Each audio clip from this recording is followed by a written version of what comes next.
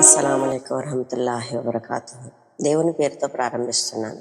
అల్లాహ్ ప్రసాదించిన ఖురాన్లోని మొట్టమొదటి సూర అంటే అల్ ఫాతిహా సూరాన్ని పఠిస్తూ ఆయన నిర్ణయించిన సమయాల్లో అంటే 5 పూట్ల ఆయన ఆరాధిస్తుంటాము. ఇలా నమాజుల్లో ఒక్క రోజులో 40 సార్లకు పైగా ఈ సూరా పఠిస్తుంటాము. ఈ నమాజులు అల్లాహ్ విధిగా చేయమని ఆదేశించినవి, ప్రవక్త ముహమ్మద్ సల్లల్లాహు అలైహి వసల్లం గారి సాంప్రదాయం ప్రకారం చేసేవి, ఇంకా ఐచ్ఛికంగా ఎవరికి వారు అధికంగా చేసుకునేవి. ఒకవేళ మనకి సమయం కుదరలేదు, అన్నీ చేయలేకపోతున్నాము అని అన్నప్పుడు కనీసం అల్లాహ్ విధిగా చేయమని ఆదేశించినవి ఖచ్చితంగా చేయాలి. అవి ఒక రోజులో కనీసం 17 సార్లు ఈ అల్ ఫాతిహా సూరాను మనం పఠిస్తుంటాం. అసలు ఇన్ని సార్లు పఠిస్తున్నాము. ఈ సూరా యొక్క మహత్యం ఏమిటి అంటే, స్వయంగా అల్లాహ్ ప్రవక్త ముహమ్మద్ సల్లల్లాహు అలైహి వసల్లం గారికి అల్ ఫాతిహా గురించి ఈ విధంగా తెలియజేస్తున్నారు. నేను ఫాతిహాను నాకు నా దాసునికి మధ్య సగం సగం పంచివేశాను అని. అంటే మొదటి సగం అల్లాహ్కు, రెండవ సగం మనకు, అంటే పఠించే వారికి అని అర్థం. మనం స్తోత్రం కేవలం అల్లాహ్ కొరకే అని పలికినప్పుడు అల్లాహ్ అంటాడు, నా దాసుడు నా గొప్పతనాన్ని, శ్రేష్టతను వర్ణించాడు అని. ఆ తర్వాత అనంత దయగలవాడు, అపార కృపాశీలుడు అని మనం పలికితే అల్లాహ్ అంటాడు, నా దాసుడు నన్ను స్తుతిస్తున్నాడు అని. మనం తీర్పు దినానికి యజమాని అని అన్నప్పుడు అల్లాహ్ అంటాడు, నా దాసుడు నా ఔన్నత్యాన్ని, నా అధికారాన్ని వర్ణిస్తున్నాడు అని. ఆ తర్వాత మేము నిన్నే ఆరాధిస్తాము, సహాయం కొరకు నిన్నే అర్థిస్తాము అని మనం అన్నప్పుడు అల్లాహ్ అంటాడు, నాకు నా దాసునికి మధ్యనున్న అనుబంధం ఇది. అంటే ఆరాధన అల్లాహ్కు, సహాయం మనకు అవసరం. నా దాసుడు ఏమి కోరితే అది ఇవ్వబడుతుంది అంటాడు. దాని తర్వాత మాకు రుజుమార్గాన్ని చూపించు, నీ అనుగ్రహం పొందిన వారి, నీ ఆగ్రహానికి గురి కాని వారి, మార్గభ్రష్టులు కాని వారి మార్గాన్ని మాకు ప్రసాదించు అని మనం అన్నప్పుడు అల్లాహ్ అంటాడు, నా దాసుడు కోరినది అతనికి లభిస్తుంది అని. స్వయంగా అల్లాహ్ ఈ సూరా మొత్తం చెప్తూ దానిని ఒక సంభాషణగా చెప్పటం చాలా గొప్ప విషయం. మనం పూర్తి సూరా చదివిన తర్వాత కాదు, ప్రతి ఆయత్తుకు అల్లాహ్ స్పందిస్తున్నాడు. ఎవరైతే ఈ సూరాను పఠిస్తున్నారో వారి గురించి అల్లాహ్ ప్రస్తావిస్తున్నాడు. మనకి తెలియకుండానే మనం దేవునితో సంభాషిస్తున్నాము. కాబట్టి పఠించేటప్పుడు ఆగి ఆగి అరబ్బీలో చదువుతుంటాం కాబట్టి దాని అర్థాన్ని మనసులో అనుకుంటూ చదవడం వల్ల ఎక్కువ ప్రయోజనం పొందగలం. ఎందుకంటే మన బాహ్య ఆచరణ కంటే మనసు చాలా ముఖ్యమైనది. ఏకాగ్రతతో చేస్తే ఉపయోగం. మనం కంఠస్థం వస్తుంది కదా అని గబగబా చదివేస్తుంటాం, మనసు మరేదో ఆలోచిస్తూ ఉంటుంది. మనం ఎవరితోనైనా మాట్లాడుతున్నప్పుడు అవతలి వాళ్ళు ఎటో చూస్తూ ఏదో ఆలోచిస్తూ మాట్లాడుతుంటే మనకు ఎలా ఉంటుంది? మరి మనం అల్లాహ్తో మాట్లాడుతున్నప్పుడు ఈ విధంగా ప్రవర్తించడం ఎంతవరకు సబబు? మనం ఎవరి కోసం నమాజ్లో నిలబడ్డాము?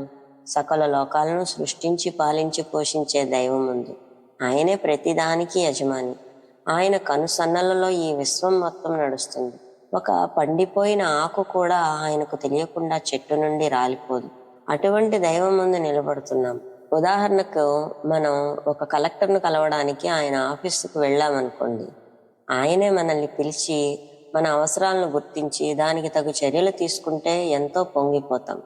బయటకు వెళ్ళి ఎంతో గొప్పగా చెప్పుకుంటాం, అంతమందిలో ఆయన మనపై ప్రత్యేకమైన శ్రద్ధ పెట్టాడు అని. అటువంటిది ఆ దైవమే మన గురించి ప్రత్యేకమైన శ్రద్ధ చూపితే అది ఎంత గర్వకారణం. కాబట్టి నమాజ్ను ఏకాగ్రతతో చేయడం చాలా అవసరం. మరొక హదీసులో ప్రవక్త ముహమ్మద్ సల్లల్లాహు అలైహి వసల్లం గారు ఒక అనుచరుని పిలిచి, నీకు ఒక సూరా చెప్తాను, అది మొత్తం ఖురాన్లోనే ఉత్తమమైనది అని అంటారు. తర్వాత మాటల్లో పడి కొంతసేపటి తర్వాత ఆయన మస్జిద్ నుండి బయలుదేరతారు. అప్పుడు ఆ అనుచరుడు వచ్చి అడుగుతాడు, మీరు నాకు ఖురాన్లోనే ఉత్తమమైన సూరా గురించి చెప్తానన్నారు అని. అప్పుడు ప్రవక్త ముహమ్మద్ సల్లల్లాహు అలైహి వసల్లం గారు అల్హమ్దులిల్లాహి రబ్బిల్ ఆలమీన్ అంటూ ఫాతిహా సూరా మొత్తం పఠిస్తారు. పఠించి, ఇది చాలా గొప్ప సూరా, ఇందులో 7 ప్రశంసనీయమైన వాక్యాలున్నాయి అంటారు. ఇక్కడ ప్రశంసనీయమైన అన్న మాటకు 2 అర్థాలు వస్తాయి. ఇవి అల్లాహ్ను ప్రశంసించడానికి వాడబడేవి అని, అలాగే ఎవరైనా ఏదైనా గొప్పగా చెప్పినప్పుడు ఆహా ఏమి చెప్పాడు అంటాం కదా, అలాగా ఈ వాక్యాలు చాలా గొప్పగా పొందుపరచబడ్డాయి లేదా రచించబడినవి అని అర్థం. ఈ సంఘటన జరిగింది మదీనాలో. కానీ ఈ సూర అవతరించింది మక్కాలో, అది కూడా ముహమ్మద్ సల్లల్లాహు అలైహి వసల్లం గారు ప్రవక్త అయిన ప్రారంభ కాలంలో పూర్తిగా అవతరించిన మొట్టమొదటి సూర. ఆయన మక్కాలో 13 సంవత్సరాల కాలం గడిపిన తర్వాత మదీనాకు వలస వస్తారు. అంటే ఇన్ని సంవత్సరాల తర్వాత మరలా ఈ సూర గురించి ప్రస్తావిస్తున్నారు అంటే దీని ప్రత్యేకత అటువంటిది. ఇది మొత్తం ఖురాన్ యొక్క సారాంశం. ఫాతిహానే ఖురాన్ అని కూడా అంటారు. ఒక రోజులోనే ఎన్నో సార్లు చదువుతుంటాం. నమాజులో ఏ సూరా చదవాలన్నా ముందు ఫాతిహా చదువుతాం. అంటే ఫాతిహా ఇంట్రడక్షన్ లాంటిది. ఉదాహరణకు మనం ఏదైనా పని కోపంగా చేస్తే అందులో కోపం కనబడుతుంది, ప్రేమగా చేస్తే ప్రేమ కనబడుతుంది. అలాగే మనం ఫాతిహా సూరా చదివి మిగిలిన సూరాలను చదివినప్పుడు అంతర్లీనంగా మనలో ఫాతిహా సూరా యొక్క అర్థం ఉన్నప్పుడు అదే దృక్పథంలో మిగిలిన సూరాలను కూడా మనం అర్థం చేసుకోగలం. మరొక హదీసులో ప్రవక్త ముహమ్మద్ సల్లల్లాహు అలైహి వసల్లం గారు అంటారు, మనసుకు కూడా తుప్పు పడుతుంది అని. ఇనుమును మనం వాడకుండా వదిలేస్తే ఎలా తుప్పు పడుతుందో అలా మనం యాంత్రికంగా చదువుకుంటూ వెళ్ళిపోతాం.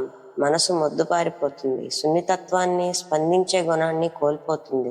కాబట్టి అప్పుడప్పుడు ఫాతిహా సూరా యొక్క వివరణను చదువుకుంటూ ఉండాలి. మరొక హదీస్లో ఇలా ఉంది, ఒకసారి కొంతమంది అనుచరులు ఒక దారి గుండా వెళ్తుంటే ఒక ఆమె వచ్చి, మా ఇంటి యజమానిపై విషప్రయోగం జరిగింది, మీరేమైనా కాపాడగలరా అని అడుగుతుంది. పూర్వం వైద్యం చేసేవారు లేదా మంత్రించేవారు, లేకుంటే ప్రవక్త ముహమ్మద్ సల్లల్లాహు అలైహి వసల్లం గారి సాంప్రదాయంలో రుఖియా చేసేవారు.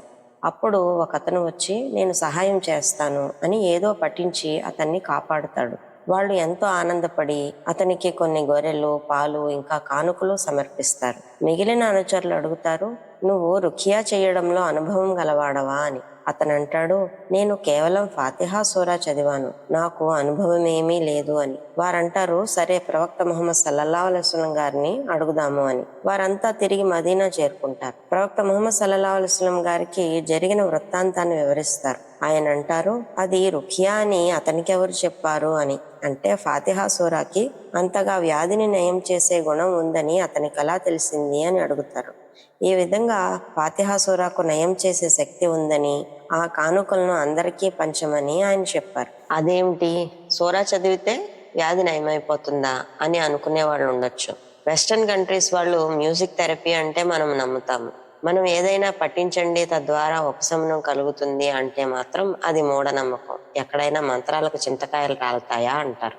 ఇవి దైవం నుండి మానవులకు ప్రసాదించబడిన వాక్యాలు. ఇవి శబ్దం పరంగా, అర్థం పరంగా కూడా ఎంతో విలువైనవి.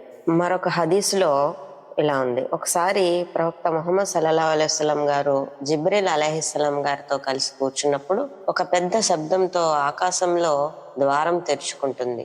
అందులో నుండి ఒక దైవదూత బయటకు వస్తారు. ఇంతకు ముందు ఎన్నడూ ఆ దైవదూత కిందకి రాలేదు. కేవలం ఒక విషయం చెప్పడానికి ఆయన ప్రవక్త ముహమ్మద్ సల్లల్లాహు అలైహి వసల్లం గారికి సలాం చేసి ఈ విధంగా చెప్పారు, మీరు 2 వెలుగులు పొందినందుకు గాను శుభాకాంక్షలు చెప్పుకోవాలి అని. ఇవి మరే ప్రవక్తకు ప్రసాదించబడలేదు.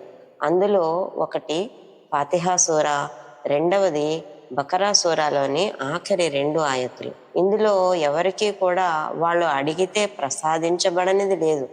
ఫాతిహా సూరాలో మనం రుజుమార్గాన్ని ప్రసాదించమని కోరతాం. అంటే మనం మనస్ఫూర్తిగా అల్హమ్ద్ సూరా చదివితే అల్లాహ్ తప్పకుండా మనకి మార్గం చూపిస్తాడు. కేవలం ఈ విషయం చెప్పడానికే ఎప్పుడూ రాని ఒక దైవదూత భూమి మీదకు వచ్చారు. అల్ ఫాతిహా సూరా గురించి ఇలా చెప్పుకుంటూ పోతే చాలా ఉంటుంది. మనం దాన్ని అర్థం చేసుకుంటూ రుజుమార్గాన్ని పొందే భాగ్యాన్ని అందరికీ అల్లాహ్ ప్రసాదించాలని కోరుకుంటూ ఇంతటితో ముగిస్తున్నాను. సర్వలోపాలకు అతీతుడు, సర్వ స్తోత్రాలకు అర్హుడు, సమస్త లోకాల పోషకుడైన అల్లాహ్ మాత్రమే స్తుతింపదగినవాడు.